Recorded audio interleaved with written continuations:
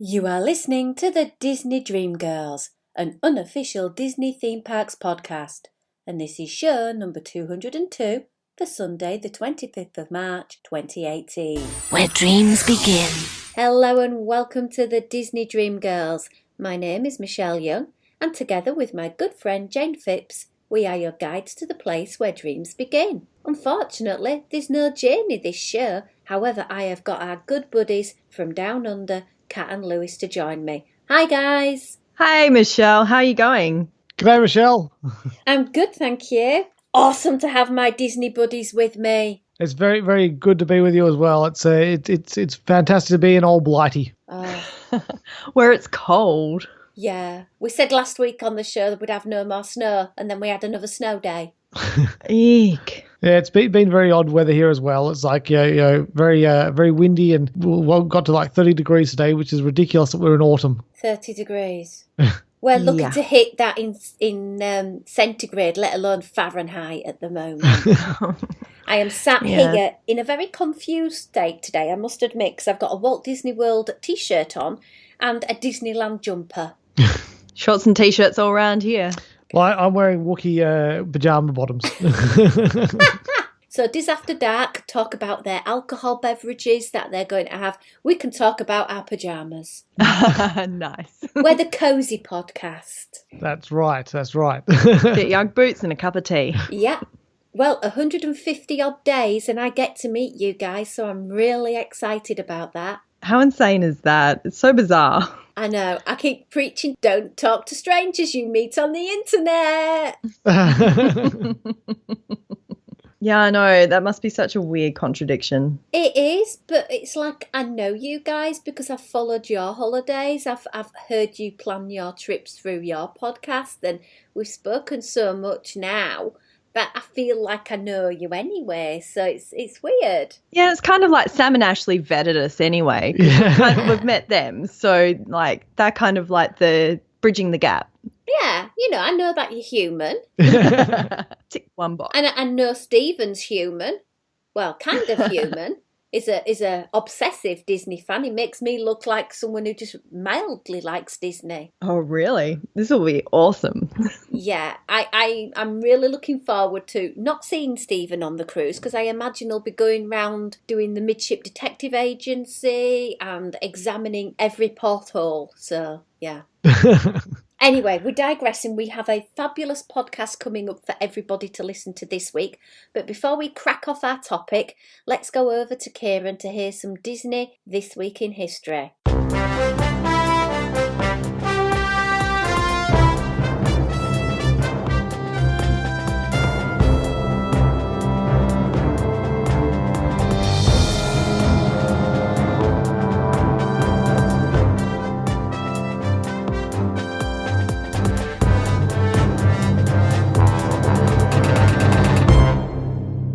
Hello my lovelies, and welcome back to this day in Disney history. Now, on the 23rd of March 2000, a certain someone was born, and that certain person was the person who is speaking to you right now.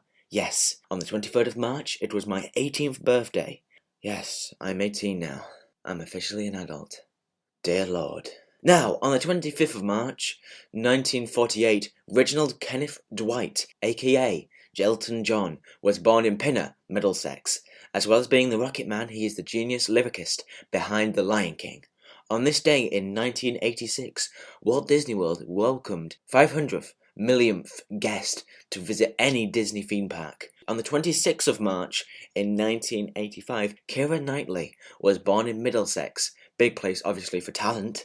Her Disney link being her role as Elizabeth Swann in Pirates of the Caribbean. Going back in time to the 27th of March, 1952, the Burbank Daily Review broke the news that a theme park was going to be built in Burbank, California. Plans later changed as the location was changed. This theme park was created and opened in Anaheim in 1955. I don't know why you have to clarify that it's Disneyland, Mother, but yes, it was Disneyland. I think everyone knows this, but, what can you do?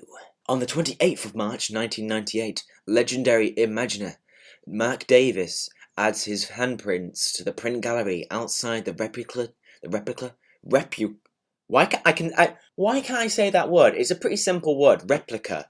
Replica Chinese theatre at Disney's Hollywood Studios, then named Disney MGM. I was going to say MGMT for a second, so I'm a big fan of their music. They're really good. They released a new album this year. You should check it out. Anyway, sorry, sidetracked. Then named Disney MGM Studios, ending on the 28th of March in the year 2000. A 23-year ban came to an end. Back in 1957, Walt Disney personally set a ruling that no park employees could have a mustache. This, in later years, enabled cast members to have facial hair if it met the company guidelines. Moving to the 30th of March, 1968, Bobby Driscoll died at the age of 31 following a heart attack. Sadly, at the time of his death, he had no forms of ID, and he was found in an abandoned building. No one knew it was him until fingerprint technology was used almost a year later. He was known and loved for being the voice of Peter Pan, and as well as his roles in Song of the South as the young boy Johnny. Sadly, he had many demons to battle in his life, and alcoholism was one of them. Finally, in my mother's pledge to include something connected to Snow White, somewhere on this planet, on this day in history, watch Snow White and the Seven Dwarfs. And the Seven Dwarfs, not the seventh dwarf. There are 7 dwarfs in that film. You know, sometimes I just wish that I could just do one of these day things and I wouldn't mess up my lines at least once. But, this is me we're talking about. So, yeah. I bid you farewell, my friends. Buy an iPhone and, live your lives. Do good. Buy me, I think. And check out the new MGMT album, Little Dark Age. It's very good.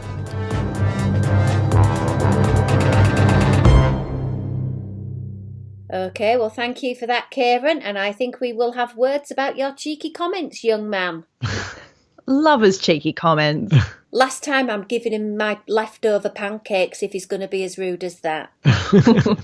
Mother's prerogative. I'll miss him in September when he goes off to uni and rings me up and say, Mum, how do you make beans on toast? Or, those sorts of things. How do you boil an egg? I think it's going to be more of hanging out at Starbucks and Subway because they have both of those on the uni he's wanting to go to. Gore. I know. So different to when I went to university. We had to make do with canteen coffee. Ew. Many moons ago, we said we were going to do a Disney podcast together, and a few of you may recall that we've already done a bit of a review together of the Magic Kingdom, and I thought we'd do the same for the rest of the theme parks, and today it just happens to be an Animal Kingdom day. I can see the birds flying over our head already. And the long lines for Avatar. Yet to experience that.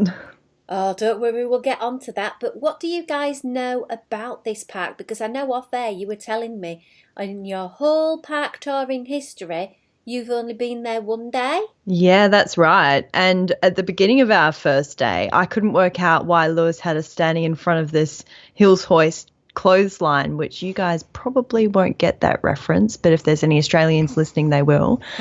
We stood there for ages and I couldn't work out why. When the park opens, boy, does that park open. Well, the opening show was pretty impressive, unless, of course, you're one of those people who's afraid of birds, in which case it's probably less impressive and a bit more scary. Yeah, anyone who's watched any Alfred Hitchcock films, yeah. Yeah, because you just went down to the Tree of Life and you stood there, and there was this thing that was covered over with a towel or a sheet, and then they pull that away, and these birds fly around the Tree of Life and then land on this framework. And then they after they do their spiel, they send them away and the birds fly off again. So don't remember seeing that? Oh, yeah. I was too busy getting in position to get into the Everest zone unfortunately. But I'm thinking historically, they actually had a proper welcome show. And this was Mickey and Minnie and the gang on big land vehicles, all painted like a nice sort of sandy colour. They're in their exploration gear and they come to the front of the park. And it's a really nice show, but they called it. Oh, that's a shame. Yeah, it sort of took the Disney element away from Animal Kingdom in my mind because it's the least Disney theme park of them all, in my opinion. That was our experience as well. Okay, well, what I know is it opened on Earth Day, 22nd of April 1998. It's the largest theme park in the world, covering 580 acres. It's accredited by the Association of Zoos and Aquarium and the World Association of Zoos and Aquarium. And it just basically means they've reached a certain standard in education, conservation and research. And having done some backstage tours, I know that kind of is the right thing. The park's icon is the Tree of Life, which is a 145-foot artificial baobab tree. See, I know a little bit about it. Nice. Yeah, it would have been nice to have a real baobab tree as their icon, but, you know, we have these Disney trees. Well, it's like a real tree can die, but the Tree of Life will live forever. We get baobabs over here, don't we? Yeah, we get baobab trees, yeah. Out in the bush. Yeah, it's just ironic that the Tree of Life is not a living entity. I just find that cracks me up every time I think about it. It'd be very cruel, though, to have like a living tree and then carve a heap of stuff in it.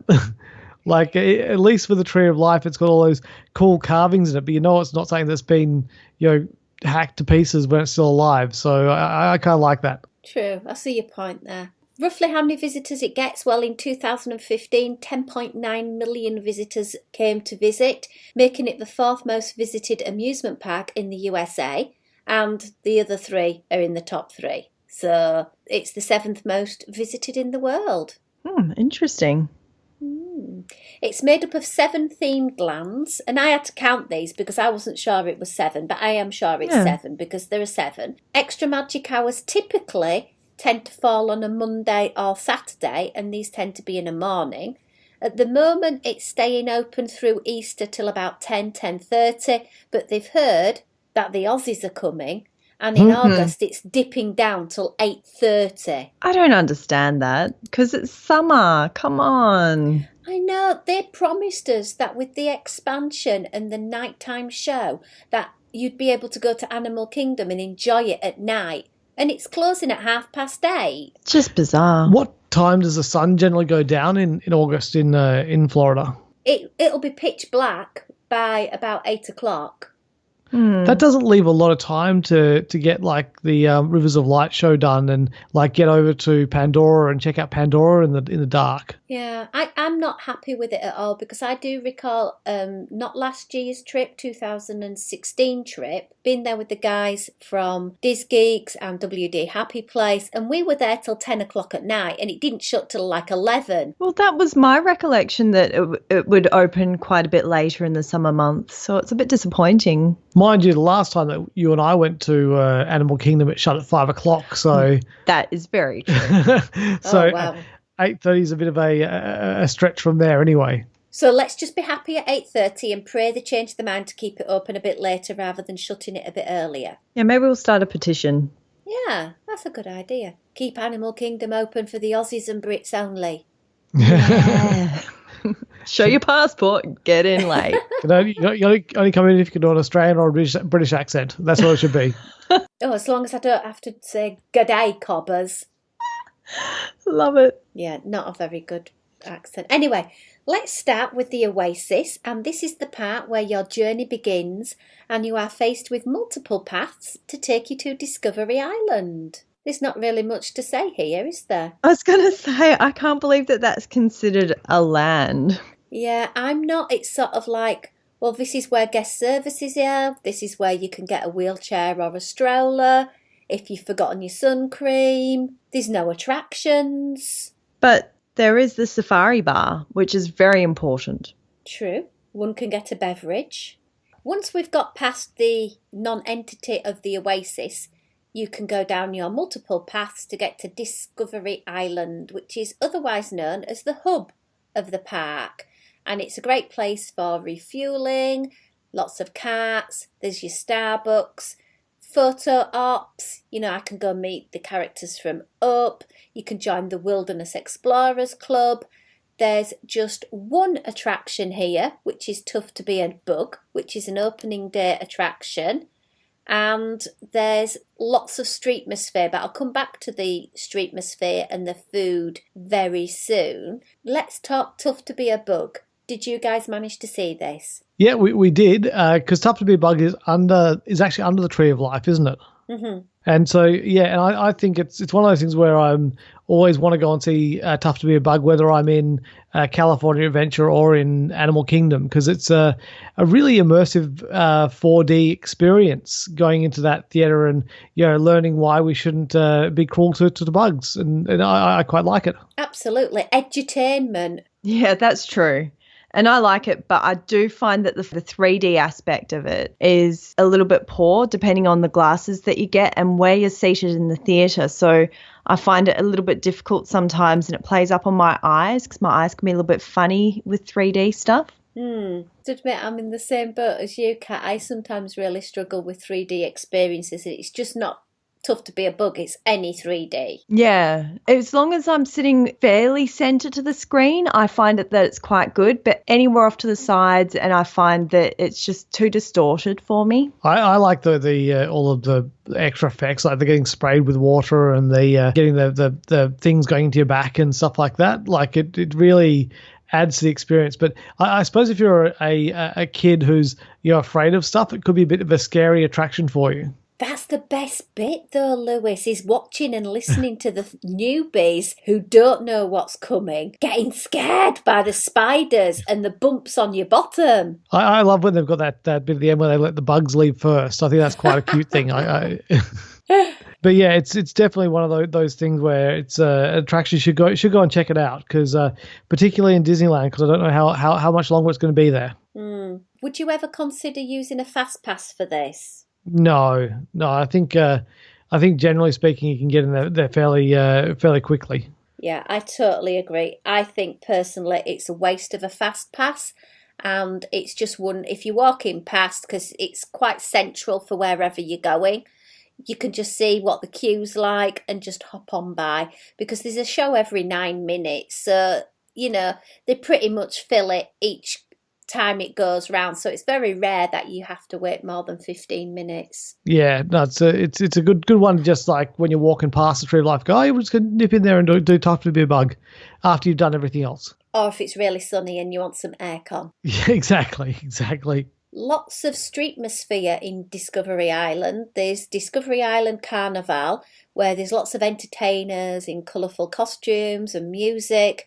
There's Serenatus, which is a musician, and he plays this harp, and I'm going to try and pronounce it, a Paraguayan harp. I tried my best.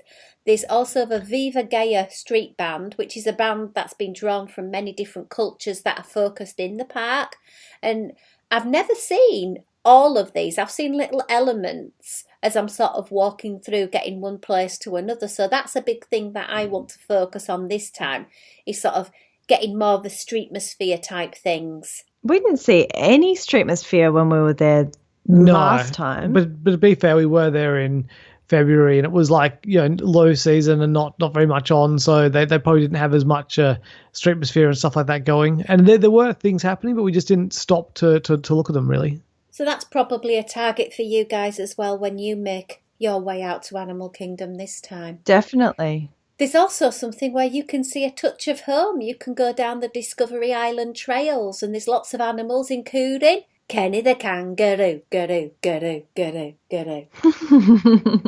Make you feel at home. Yeah, that's true, because, got a kangaroo out the back, hangs out with the dogs. Well, I was watching a programme recently, and they were saying about the number of kangaroos in Australia outnumber the number of people, and they were trying to encourage Australians to eat more kangaroo meat, and for some reason Australians were not very keen on that idea. There are some Australians that are really keen on it. I'm not one of them. For some reason, I'm a big fan of some meats like venison and those stronger kind of gamey meats. Kangaroo in particular has this smell that I just can't stand, and I can't work out what it is. It almost smells like a really strong fish, like mackerel or something like that. I love it. It's actually a very, very nice meat. So it's I would recommend it. But just one of those things, you either love it or you hate it, I guess. I suppose it's like us in the UK with rabbit. I see rabbits as a pet you keep in the garden, and I'd never think of eating rabbit. And I've only eaten rabbit once, and boy, oh boy, it was good. But I've only ever eaten it once. So, anyway, that was my digression about eating kangaroo and marsupials from the continent of Australia. Let's hop on over and look at the offerings you can actually get in Animal Kingdom. There's a choice of Pete Safari and my personal favourite, Flame Tree Barbecue. Have you eaten at either of those options? I can categorically say nope. Oh. No, I think we looked at Flame Tree Barbecue and we kept on going to see if there was anything else, and we ended up eating further into the park. Right. Yeah, it was really, because we only had the one day in Animal Kingdom, it was pretty much more about doing the attractions and the shows, less about eating. So our actual eating was in the Harambe, I think it's Harambe Market. Okay. Spoilers. So that was the only meal we had, and then we picked up some samosas and stuff like that at other places. But yeah, not a lot of eating to be had. Okay, well, for me personally, my choice would never be Pizza Safari, just because pizza is not a go-to food for me at the moment. But Flame Tree Barbecue is delicious, and I have a top tip for you. If you get the combo platter of ribs, chicken and pulled pork, it's $18.99, which is quite pricey. Yeah. But if you ask for no beans and no coleslaw, it actually comes down in price, because I don't know if you're like me, but I never eat the beans and I never eat the coleslaw. It just ends up in the bin. Oh, that's a really good tip, because I probably wouldn't eat the coleslaw. I'm not sure about the beans. I'd probably take a look at them first. Yeah, the weird looking beans, and to me, I'm sorry, I'm in a theme park. Beans tend to make me windy. No. You don't want to be the person on Expedition Everest who, makes it unpleasant for everyone. No. But there are lots of good options. Another one is to get the pulled pork sandwich, and again, ask for no beans or slaw. Takes the price down, and you can then order a side order of fries if you prefer to have it with fries or salad. They do have some really good options there, and if you walk down to the bottom of the seating area, you get fantastic views, literally beautiful views looking out across the lagoon, across the Everest. Oh, yeah, I see that sorry, I'm just had a look on the map, and I didn't actually realise that you could actually look out the back of those places. That's nice. Anyway, we were hinting towards the next land a little bit with some of your food options, but as you leave that part, you can go to Africa, and entry is via the village of Harambe, and it's themed as a rural African village. We've got quite a few things to consider in Africa as well. Yeah, I kind of like that African area. We spent a bit of time there.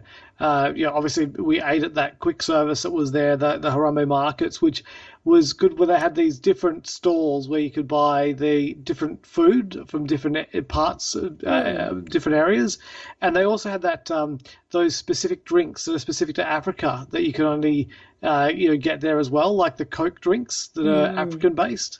And so we'd got one of each of those, and that was very nice. Nice to try a bit of Coke products from around other parts of the world. Yeah, there's some really good food options in Harambe Village, because for me, if you want a snack or you want just something to keep you going, that's the best place to go. The quick service place, I suppose if you're an adventurous person, then I would highly recommend it, because there's a tikka masala curry, there's African sausage, beef or lamb flatbreads, ribs, veggie stacks, grilled skewers.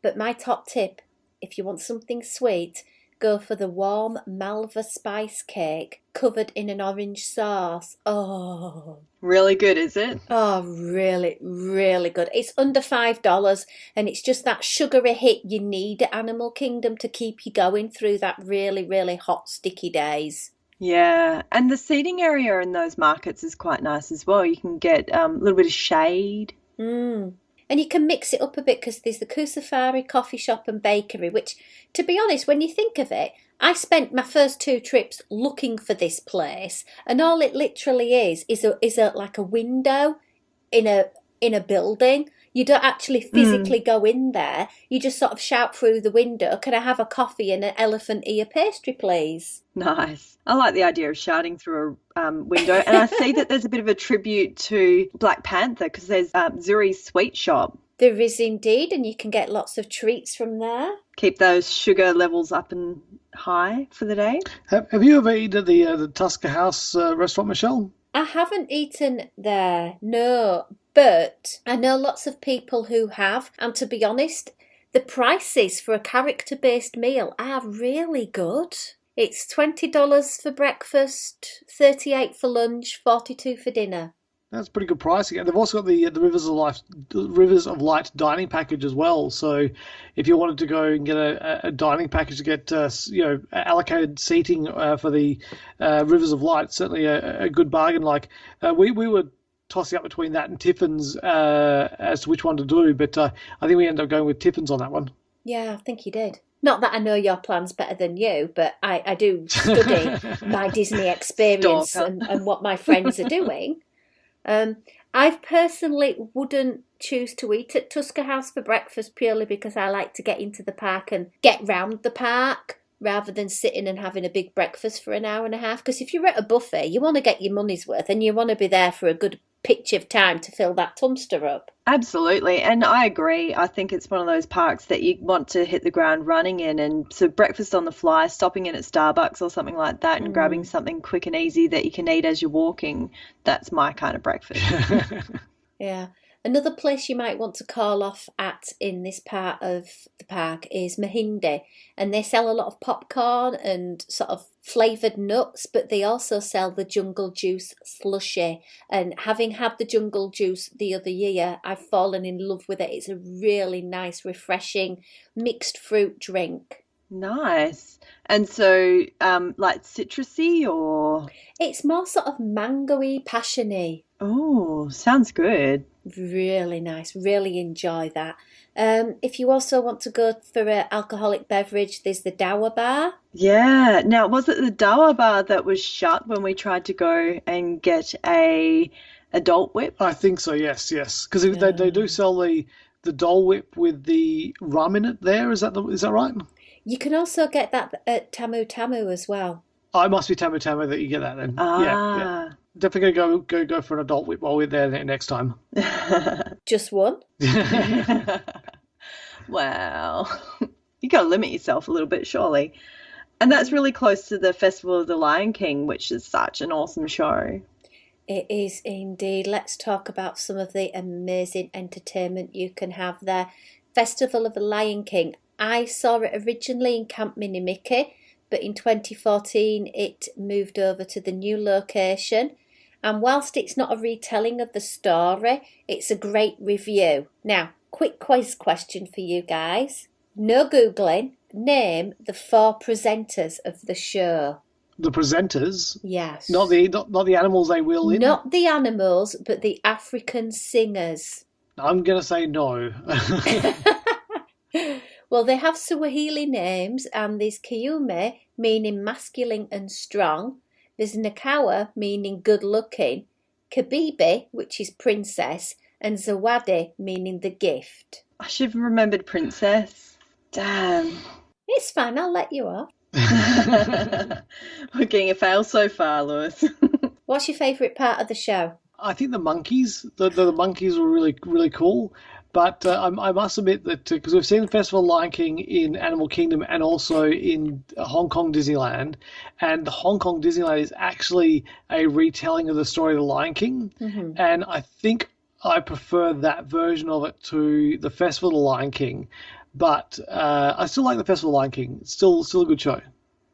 I like the fire twirlers. I think they're awesome. How on earth they do that? It's brilliant. Absolutely brilliant.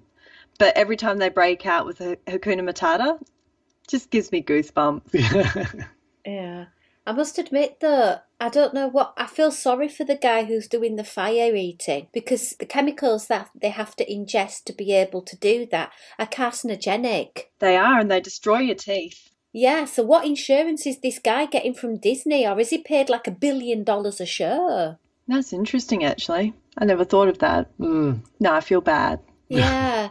It's just because we go and see burlesque quite a lot, to Jane and I, and one of the artists always tends to do a fire eating routine with her Tiki Princess Goddess show, and she didn't do it last time. She'd replaced it with something else, and I said to Sam, I love the fire eating.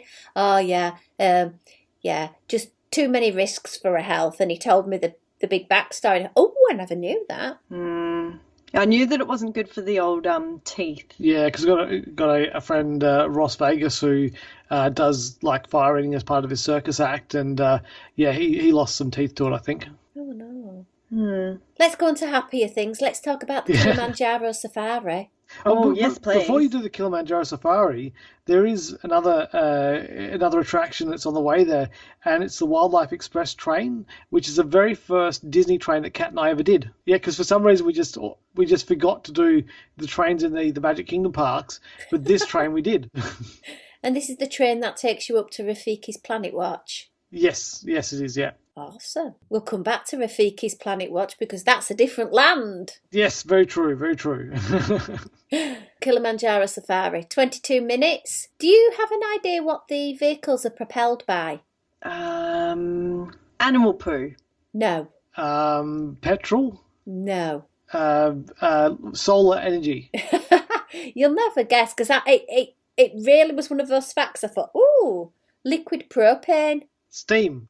Oh, really? Okay. I was going to go with methane because I thought maybe they did something with the poo. I thought it was going to be poo-based. I do know. They've surely got an abundance. True. I do know they are doing something with the elephant poo. Oh, what's that? They're turning some of the elephant poo into paper. What? That's just crazy. I know, but awesome at the same time. You can send a letter to somebody you don't like on elephant poo. That's just ridiculous. Do you think that this is the largest of the theme parks because of how massive the Kilimanjaro Safari is? Yeah, there's just so much land back there for the animals, and I think that's why Disney have got this accreditation because of the space that they've donated to it. And I've been on tours in the past, and you find out about the research and the conservation efforts that they're making. And it's just outstanding. So it's great to see and get a glimpse of the animals on Kilimanjaro Safari. And I know you guys are debating whether to do an up-close animal adventure when we go in August. Yeah, I think I've got Lewis convinced. Have I? Yeah, I just got to make a call after we finish recording. Yay! This is awesome. I'm so looking forward to it. Well, perhaps you may want to change your mind and do the Wild Africa trek. Oh, what's that? I did that the other year. It's awesome. It's backstage, it's during the day, and you go above the crocodile pool and the hippo pool on that bridge that you see from the safari. Oh. And you go in backstage areas and you get an up-close, it's as up-close as you want to get to some hippos, because they can be quite terrifying beasts, to have a up-close experience with one of the hippo keepers to find out about them and get to see them close up. And it's a really good tour because they take you up to the savannah later on and you get to have some traditional African food as well. And there's binoculars up there and you can look out onto the safari. It's a brilliant tour. I'll have to share my pictures with you. Absolutely. And the best thing about doing an up-close thing with the hippopotamuses at the moment is there's a baby hippopotamus. And a baby. And he's so cute. Oh, so squishy and mushy and I just want one for Christmas. Until it turns into a 300-ton monster. Yeah, I just want one for Christmas, like just literally Christmas Day. That's all I ask. Well, I suppose it's different to having a turkey. Ew. You do remember how hippos go to the toilet, though. They're not like the nicest when they do that. That was a pygmy hippopotamus, and he was doing some sort of territorial thing, and we're not going to talk about that. Pretty sure all hippos do the same thing. No, just don't. No one needs to know that. Yeah, let's move on. Yeah. Very quickly.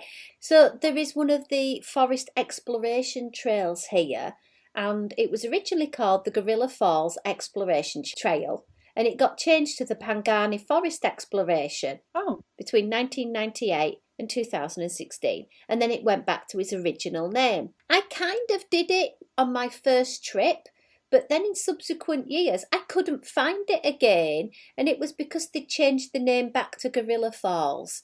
But basically, this is great for seeing the western lowland gorilla, but also a wide range of other animals. And you can literally spend an hour in this area alone just watching the animals, and the space that they have is immense, and there's guides there that you can stop and they'll chat with you and tell you about the animals and what they're doing with the animals, what studies they're doing. It's brilliant. If you're going to go to Animal Kingdom and you don't do that, you're not doing Animal Kingdom right. Totally agree. We did spend a lot of time walking around that area, and Kat's like shaking her head, just going, "Don't tell a story." Well, because it just sounds like it's just going to be the poo show if you do that. Oh, you have to say it now because you've tempted us. No. We want the poo. When we walked into the area where the gorillas were, there was the big silverback gorilla was sitting there in the window, like, just right there, and I was like, and everyone, must have been about 100 people in there, just intently watching the silverback gorilla, and I was going, "What's going on? What's so Oh, the silverback gorilla's having a poo. Okay, fine, yes, very." With his back to the audience. Yeah, it was everyone had a good view of it, and then like, okay, I've never seen this before. This is something new, something a bit different, a bit unique. And then when he finished the poo, he decided to start picking bits out of it and eating it. And swatting the kids out the way who wanted to have a bit of a look in as well. Yeah, the kids, as in gorillas. There were baby gorillas in there. And and it was interesting. You heard like just like choruses of, "Ooh, that's disgusting." And then people would be asking the lady there that was the keeper, "Is that normal?" And the keeper said, "Yes, apparently, like, there's lots of fibrous things in there that don't quite get digested, so they just go back in again." It's still good. Yeah. So apparently the 5-second rule lasts for hours if you're a gorilla. Getting away from that, though, we had No. Let's not get away from it. I've got a comment to make because it just brings a whole new meaning to the circle of life. Yeah. Oh, but ching. That's brilliant. Apart from the silverback antics, that particular enclosure it took up a lot of our time. We spent, I think, probably over half an hour watching the antics of two very small gorillas and sort of like a adolescent kind of age gorilla playing. And they were just running around and just having the best fun. You could tell like the older one was entertaining the two younger ones, and the very, very small one was a little bit unsure at first, and then that one got involved, and it was just so adorable. Yeah. I could watch them for days, I think. Yeah, I totally agree. What else is there to offer in here? There's a lot of different musical offerings. There's Musica, which is a goodwill shaman who performs on stilts whilst dancing and playing instruments. There's the Harambe Village Acrobats. There's a group called the Kora Tinga Tinga. Well, when I say it's a group, it's a musician playing the kora, which is a African traditional harp. Lots of harpists, seemingly, in our Animal Kingdom.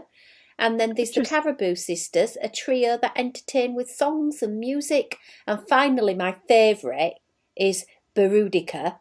And the only problem is Burudika is they grab you to go up and dance with them. I think we saw that just after we'd eaten lunch, though. Mm-hmm. And that was kind of neat, because I think they got some kids up and dancing with them. Yes, I vaguely remember that. Because he'd had so much cokey, sugary goodness at that point. Oh, wordy. Let's hop on over to Asia. Entry is via the Asia Bridge from Discovery Island into the village of Andapur. And it's themed around India, Thai, Indonesian, Nepalese villages. And we have my favourite attraction there, which is Expedition Everest. There's also Kali River Rapids, the Maharaja Jungle Trek. There's some more streetmosphere. And there's lots of places where you can get food carts and drinks, but they never seem to be open. We did actually find one that was open. So if you turn left after you cross the bridge, you can go to Mr. Kamal's. And we had probably some of the best samosas I think I've had in my experience of eating samosas, which is fairly extensive. And it also gives you a really good view of the Tree of Life from that side as well. Yeah, I think we got some photo pass photos in that area as well. Yeah, we did. Yeah. Okay. Expedition Everest, are you thrill seekers? Oh, yeah. That is just a wonderful, wonderful attraction. If I don't get to do it at least 10 times this time, I'll be very disappointed. I think wait time wise, you shouldn't have too much of a problem because looking at wait times now, it's only like 5 minutes. You can just get on and get off, get on and get off, get off. It'd be awesome. Yeah. Well, that's because everybody's over in Avatar at the moment. And it is a top tip for you to bear that in mind, that in the morning, if you don't want to get your fast pass for the flight of Avatar till later on in the day, you can hit the rest of the park and there are no queues, and you can just keep going on over and over and over on Expedition Everest, because that's what I did last year. Well, it's a great, great tip, I think, because what time would it be? It would be about 20 to 9 in the morning as we're recording this. And so it's a great idea. If you're saying that there's only a 5-minute wait, I can get at least probably on the first morning, at least 8 of those 10 rides. Unfortunately for me, the way this trip works, I'm never there on a Saturday morning because 2 Saturdays are on the cruise and the third Saturday is my last Saturday. It doesn't work out for me, and Saturdays typically are an extra magic morning. Oh, right. Yes, that's a very good point. And so Saturdays and Mondays, right? So some facts about Everest. It has an 80-foot drop. It lasts 2 minutes and 50 seconds. It has the capacity to carry 2,050 riders an hour. It's the tallest attraction at Walt Disney World at 199.5 feet. Oof. Do you know why it is that particular height and not taller? I like to think because it's some sort of derivative of Everest size. Nope. Sight lines, so it just doesn't get seen from particular places? Nope. Oh. If it was a half a foot taller, it would have needed a red beacon on the top for low-flying aircraft. Why didn't we think of that? Because, all the big tall buildings that you see in any city. There you go. And it just wouldn't fit with the theming, really, would it? No, absolutely not. And while I'm quizzing you, do you know the name of the village that the riders go through? Oh. Can you remember, Lou? No. I'm good at this today. I'm finding some right tricky ones. It's called Circa Zong. Just flows off the top of your tongue, really, doesn't it? Yeah, it really does, and really sticks in your mind. Yeah. But doesn't it feel really isolated when you walk up to that end? Yeah. But the thing we found interesting was when you go up and you get to that point before the ride actually goes backwards and you're just waiting there, you see all those hairbands and everything like that that's around the place. It's like, and we're wondering when that tradition started where people just throw their hairbands out. I don't know, and I don't even know if that was something that the Imagineers put in at the beginning, to be honest. So that's something to find out. Do a bit of research there. Yeah. And I do have another top tip for you. Oh, yeah? If you are going to see Rivers of Light, go in by the entrance nearest to Everest. Oh. Because when it finishes, if the park closing time is suitable, you can whiz straight across, straight onto Everest. There'll be no queue, and have a ride on that while all the crowds disperse. Oh, riding that at night, that'd be good. Yeah, it is. It's a totally different beast at night. It's my favourite attraction to ride on an evening. I love doing that compare and contrast with rides, especially roller coaster type ones. Right, moving on. The next attraction in Asia is the Kali River Rapids, opened in March 1999. A very small, well-themed attraction where you're on a sort of like a circular raft. And I think, unfortunately, the message about deforestation and logging sort of floats over the top of a lot of people because you don't really think of those kind of issues while you're riding on a water attraction. You're just thinking, heck, I don't want to get wet. We didn't actually get to ride this attraction because it was under maintenance, I believe, when we were there. This is probably one you might want to use a fast pass for, especially for early afternoon, because the attraction queues get very long. And unlike Expedition Everest, there's no single rider. Right. And we'd probably want to go on something like this together. Yeah, I dare say we would, yeah. Yeah, so I highly recommend that's a fast pass then. Excellent. Put that on the list. So at this point, you don't need a fast pass, like, because we did Expedition Everest as a fast pass. We did Dinosaur as a fast pass, so with this one now, it's pretty much like just Flights of Passage and Kali River Rapids, and probably Safari as well. Would you say those would be the three you'd want to go for? The 3 fast passes for Animal Kingdom will be Flight of Passage, Kali River Rapids, and possibly Festival of the Lion King. Unless you get to queue up for about half an hour before the show, you might not get in. You can't just turn up at the time the doors open, especially at a busy time of year like August. That is a very good point. So I tend to fast pass that show.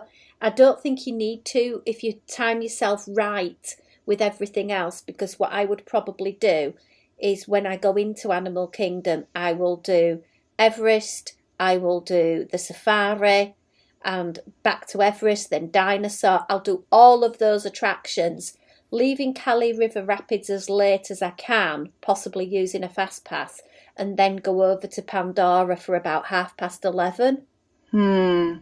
That makes sense. And then back over, possibly do the Kali River Rapids in the afternoon after I've seen Lion King, because I don't want to be sat in air conditioning while I'm wet.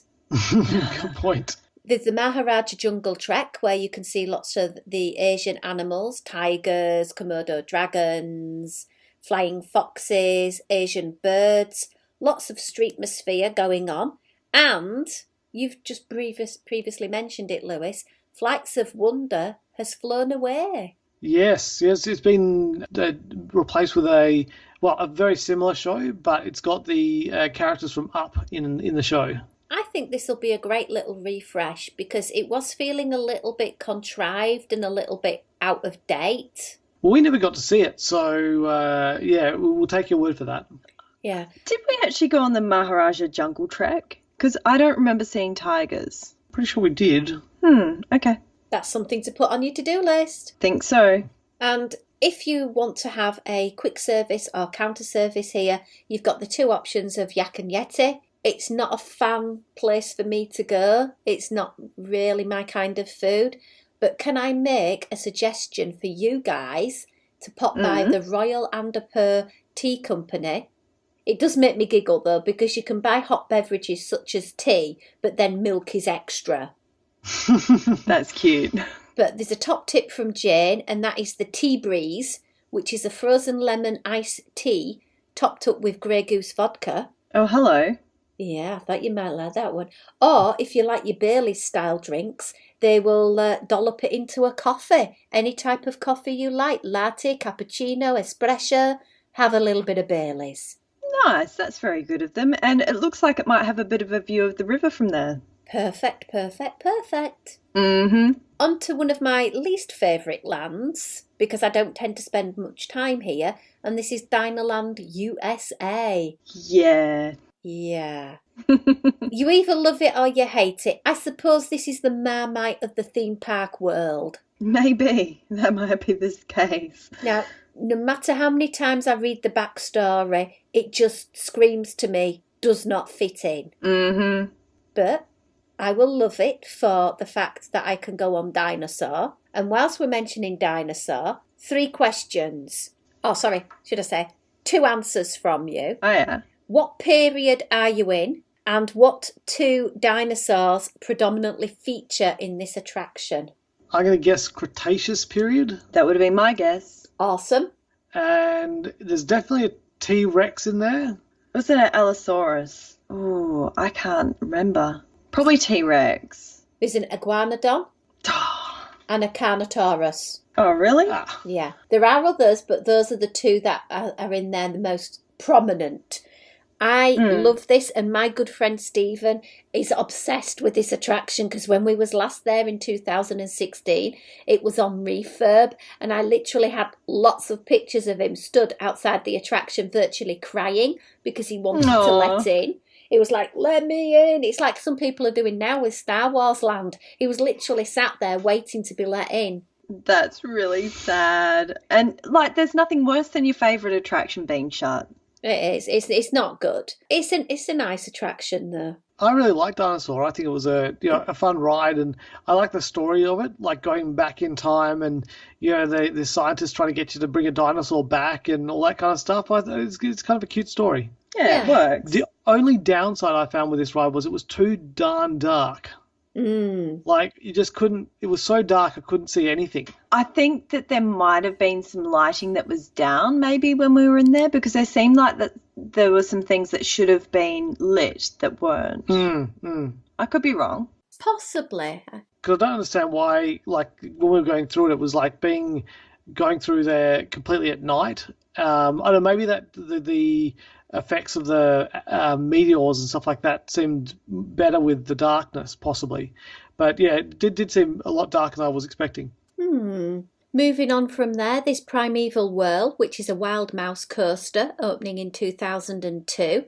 And it's bizarre because I think this is quite a long attraction, but it only lasts 90 seconds. Really? Yeah, but I love it. I love the fact it spins, and it's very similar, apart from being outside, with the mechanism of Crush's coaster over in DLP. That's just... Yeah, I never thought of that.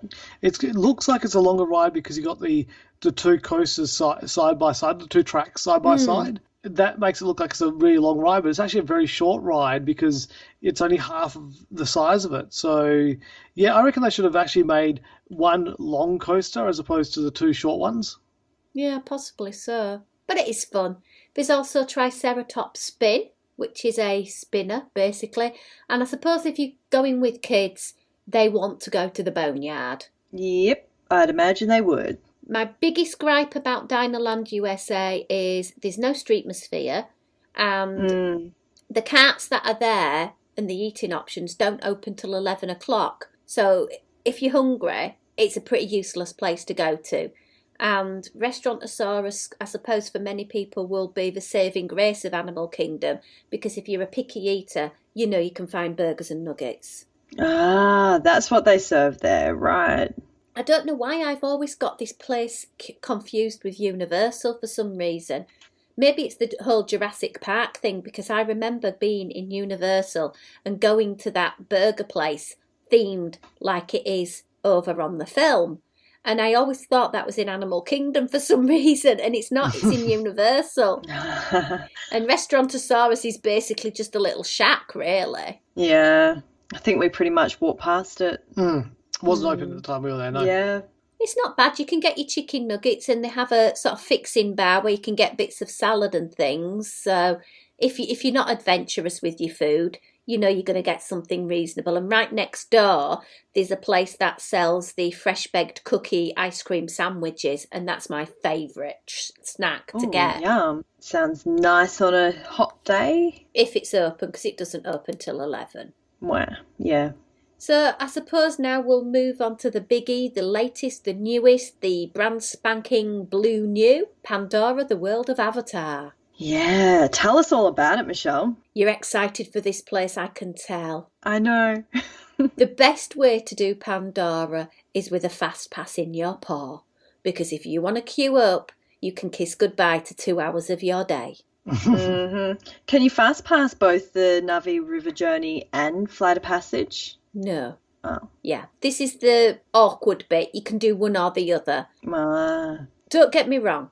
The Navi River Journey has the most amazing animatronic. It's the most advanced Disney have ever produced. And it's the big shaman of songs. And it's fan-flipping-tastic. It's amazing. But it's just a bit dull. It's beautiful. It's pretty. I know after I went on it, I likened it to a trip through our local garden centre's Christmas display area, because there's a lot of the sort of Christmassy sort of lights that you get, you know, in garden centres, you know, those plants, the fibre optic plants and things. Yeah. It just, I was underwhelmed. I was expecting it to be of the same calibre as Flight of Passage, and I was a bit upset I'd wasted a fast pass on this rather than another one on Flight of Passage. No, what a shame. I think everyone should do it because it is pretty, it is beautiful, but the biggie, Flight of Passage, wow. It's 4.5 minutes long. It is quite a substantial attraction. With the pre-shows, it is much longer, and I think Disney need to do something with the pre-shows because they are boring. Oh, what a shame. Well, when I say boring, it's only boring because you have to go through like 2 elements of them, and each time they have to scan you for bugs, so everybody has to put their hands up, and it's just too long and too much. One of them would have been okay, but to repeat it twice, nah. The theming of the attraction queue is good. I personally will never wait 2.5 hours in the main queue, so I've never seen it. Probably never will. Only fast past this attraction, you've never actually gone. Yeah. And because that's one of the things. Like I'm thinking maybe it's worthwhile trying to get in there and actually do the line just to see the animatronic and all that sort of stuff. To be honest, I'll watch it on YouTube and I'll have those 2 hours of my life back. No, yeah, that's a point. You can do that. Yep. I just don't do queuing for 2 hours where there's no toilet. Because I hate having that whole got to leave a line and go back in it again. And you've got to also bear in mind as well that it's hot and August is going to be boiling and not pleasant. They've recently started giving out sickie cards, like the ones on Mission Space, where it sort of tells you that this is an intense experience, blah, blah, blah. And if you suffer from these conditions, blah, blah, blah. Because I do gather quite a few people have been sick on the attraction, which obviously then closes part of the attraction down and then adds to the even longer wait lines. Yeah, that's a shame. I wonder if it's something that takes people by surprise or whether people want to go on it so much they risk it. Probably so, because it's so different to anything. Like I know a lot of people have compared it with Soaring. It's not like Soaring because at one point, spoiler alert, on a few points, you're literally teetering on a cliff edge. And if you have that issue, that is the point you're going to hurl. Yeah. Kurt Stone on the Geekin' on WDW podcast was mentioning how he suffers from, motion sickness, and he had to take a couple of these like motion sickness tablets to be able to actually enjoy the ride. Wow. But it's interesting because I've never really had any motion sickness problems, so I feel bad for people when they have to resort to medication just to go and enjoy these things. Yeah, totally. But fast pass every single time for me. And definitely do that over the river journey. The stunning valley, and you can walk around and get the most amazing pictures of the Valley of Moara. There's the Sawato Waio Navi drum ceremony, and I was quite intrigued by this because there's all these amazing drummers that come out and do this drumming ceremony, but there's a woman to the side of them with an iPad controlling the bits and pieces. I thought that was quite interesting. Oh, that is interesting. Food. This is another massive highlight of Pandora, and Disney have got it so right. That's good to hear. You've got 2 options. You've got the quick service place where you can get the lumpier pineapple cream cheese spring roll. And if you like really, really sweet things in like a phyllo pastry, that's for you. They also sell the world's most expensive pretzel. It's $10.49. It's huge. What? I know. It's huge. And it's served with cheese sauce. $10.49. I know. I would never spend $10.49 for a pretzel when you can go in the Satuli canteen and get a proper meal. Yeah, exactly. But this is the drink you guys are going to have to get. Oh, yeah. It's the Night Blossom drink, and it's a mix of limeade, apple and desert pear flavours, topped with the passion fruit bobber balls. Hello. Yeah, gotta have them bobber balls. Yeah, looking forward to that. Yeah, and I'm sure we could find somewhere that can just put a little bit of Grey Goose in the top to make it even better. We'll get Jane to speak to them. Oh, yeah, she'll sort it. It's fine. Yeah. My top tip now to dine in Animal Kingdom is the Satuli canteen. You are able to use the mobile app to order your food, which I think is fantastic because you can just sit outside, ponder the menu, place your order, then go in, click that you've arrived, they cook it fresh for you, and you can go sit down. No fuss, no waiting, no having to interact with a cast member, and no having to get behind that one person who spends 20 minutes looking at the menu to decide what they want. Just brilliant. My kind of quick service. Yeah, and I love it as you go in. There's the whole galley sort of grill area where you can see them cooking off the fish, chicken or beef, which are your 3 protein options for the meal. So you can order your food, see it get cooked, and then eat it nice and fresh. I really like the idea of that. And that's the key word here. It is fresh, because you can, as I said, choose your proteins, then a sauce and a base. Your sauces are the charred onion chimichurri, the black bean vinaigrette or the creamy herb, and your bases are quinoa and vegetable salad, red and sweet potato hash, a mixed whole grain and rice, or romaine and kale salad. It's a fair bit of variety, and it sounds reasonably healthy as well. Absolutely, and you can mix it up. You don't have to have a base sauce if you don't want. I've only tried the chimichurri one, and that was really, really nice. You can also get the cheeseburger and veggie bayo buns. Oh, yum. Oh, no. It gets better. And I know with you liking those weird hot dog things you like, you will like them. Oh, yeah. Dessert. And I know you're not a dessert person normally, but it's the law. I can have my arm twisted. You've got to have one of each. There's the blueberry cream cheese mousse with the passion fruit curd, and then there's the chocolate cake. But to be honest, it's not really a cake. It's more like a chocolatey mousse, and that's got a banana cream and goji berry with it. Oh. Lewis is sold on the chocolate cake, I reckon. And that blueberry cheese, was it blueberry cheesecake? It's a blueberry cheese mousse. Blueberry cheese mousse. Oh, that sounds really good. Kat, I'm not lying. They are both delicious. The passion fruit curd that comes with that cream cheese mousse is divine. And I really do recommend that the two of you get one of each and share, because it is fantastic. Really is. Sounds like a good one.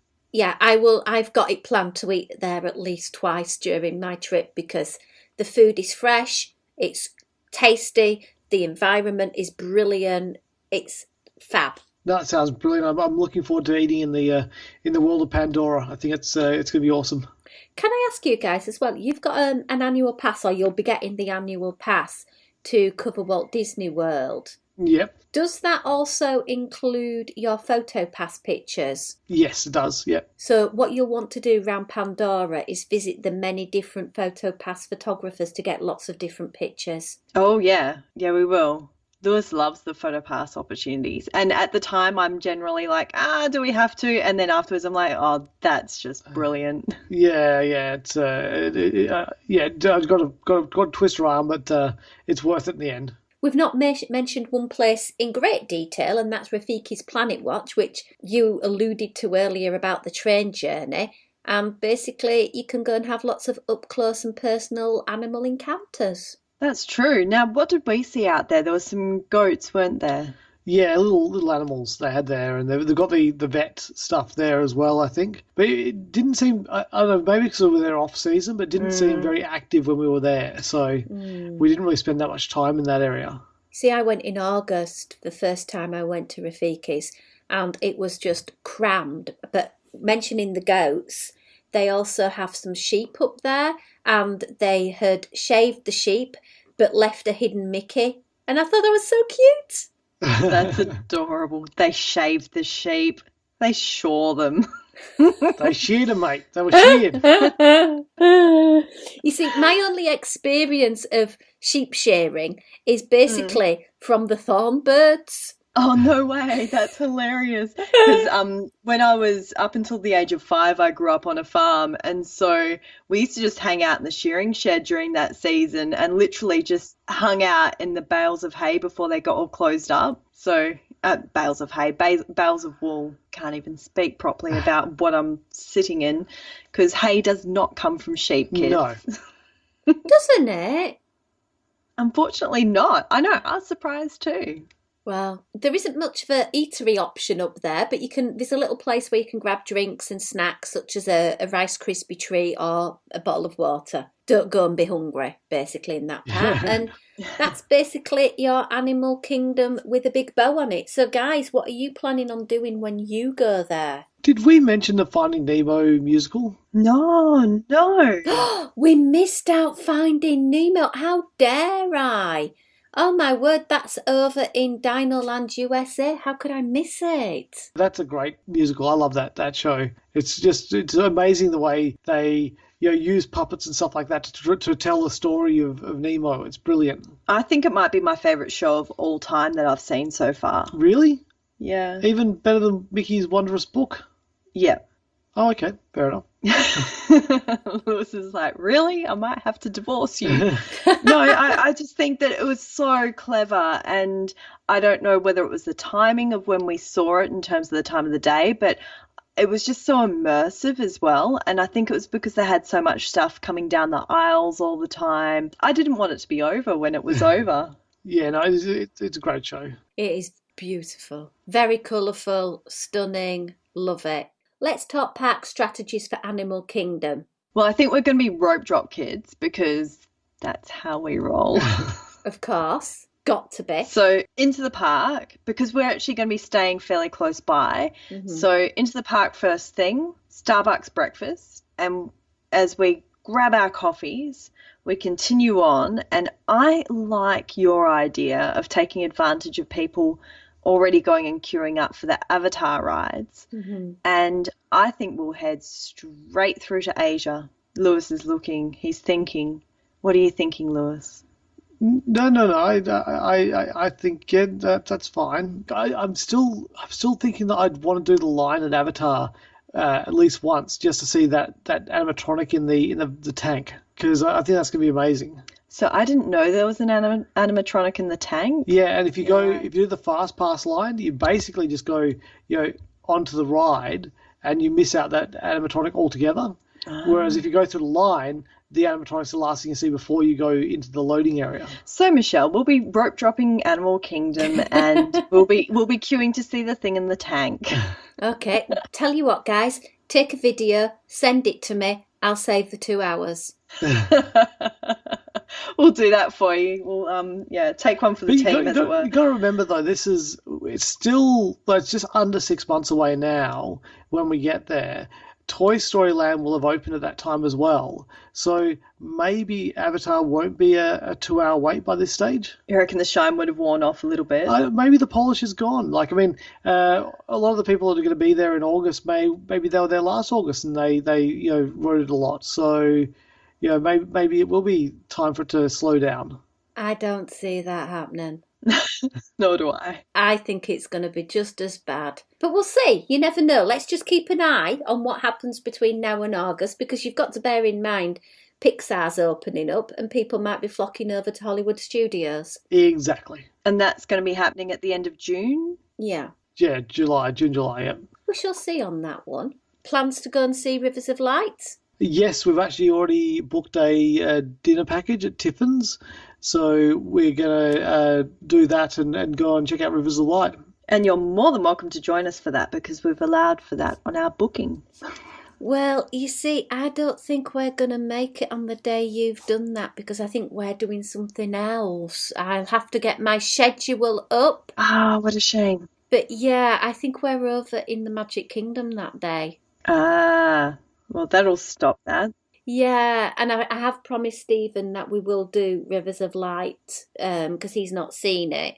I don't think we've any plans to eat at Tiffin's. I think Tiffin's is a sound place to eat if you're not hungry. Oh, okay.